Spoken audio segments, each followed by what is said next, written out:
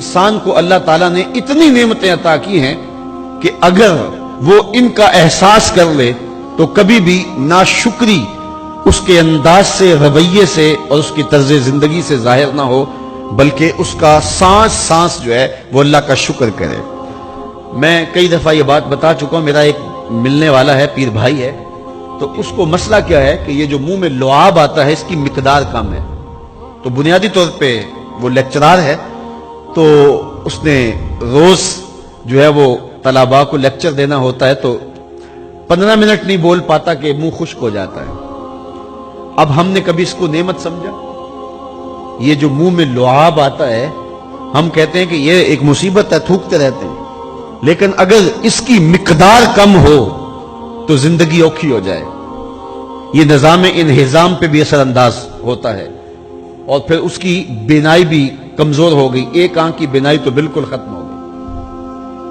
مرض کیا ہے، مسئلہ کیا ہے، کون سی نعمت کم مل رہی ہے؟ پانی نہیں مل رہا، مل رہا ہے، آکسیجن نہیں مل رہی، مل رہی ہے، گردش خون جاری ہے۔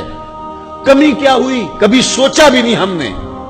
لعاب کی مقدار ضرورت سے کم ہے تو زندگی مشکل ہو گئی۔ انسان یہ لعاب جس کی اہمیت تیری نظر میں کوئی نہیں، یہ کم ہو تو پھر زندگی عذاب بن جائے۔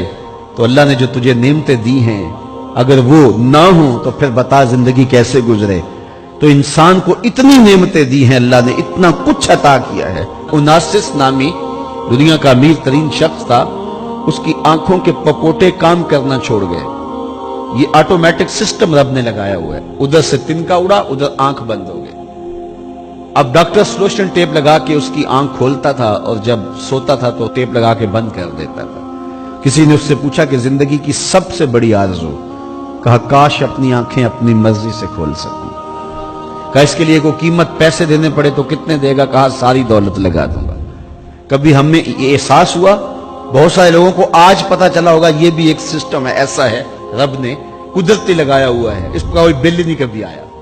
آپ 3 مہینے بل نہ دے تو واپڈا والے میٹر کاٹ دیتے ہیں کہ نہیں؟ بجلی کاٹ دیتے ہیں، سوئی گیس والے کنیکشن کاٹ دیتے ہیں، لیکن ساری زندگی رب کو سجدہ نہ کرو۔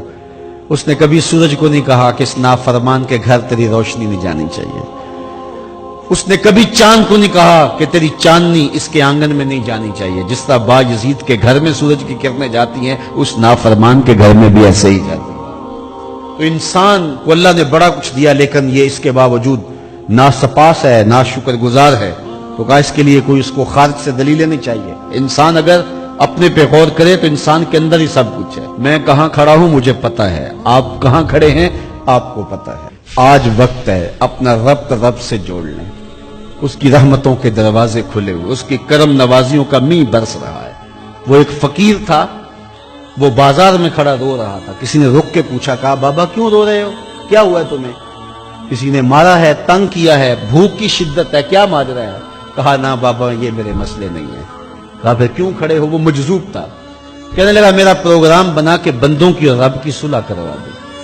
تو کہا پھر کیا ہوا؟ کہا وہ تو مانتے ہیں یہ نہیں مانتے، وہ تو کہتا ہے لے آئے نے میری دہلیز پہ، ایک آنسو سے سارے گناہ معاف کر دوں، لیکن یہ میری سنتے ہی نہیں ہے۔ ایسا پیار ہو گیا دنیا سے، میری بات ہی نہیں سمجھتے۔ میں انہیں سمجھاتا ہوں، آگے سے مجھے پتھر مارتے ہیں۔ میں ان کی خیر کے لیے ان کو کہانی سنا رہا ہوں، میاں یہ دنیا عارضی ہے، لیکن یہ مجھے گھور گھور کے دیکھتے ہیں۔ مجھے ان کی عقل پہ رونا آ رہا ہے۔ وہ کہتا ہے لے آ میری چوکھٹ پہ، ابھی معاف کر دوں گا، ایک آنسو سے سارے گناہ دھو ڈالوں گا، سمندر کی جھاگ کے برابر بھی گناہ ہیں تو مٹا ڈالوں گا، لیکن یہ سمجھتے نہیں ہیں۔ خیر وہ چلا گیا، اگلے دن گیا تو قبرستان کے قریب سے گزرا تو وہ فقیر وہاں کھڑا رو رہا تھا۔ وہ پھر رو گیا، کہا بابا عجیب کہانی ہے تیری، بازاروں میں بھی روتا ہے، قبرستانوں میں بھی روتا ہے، آج کیا مسئلہ ہے؟ کہا آج بھی میرا کل والا ہی مسئلہ ہے۔ کہا آج کیا مسئلہ ہے؟ کہا آج میں ادھر آیا تھا کہ ان کی اور رب کی صلح کروا دوں۔ تو کہا آج پھر کیا بنا؟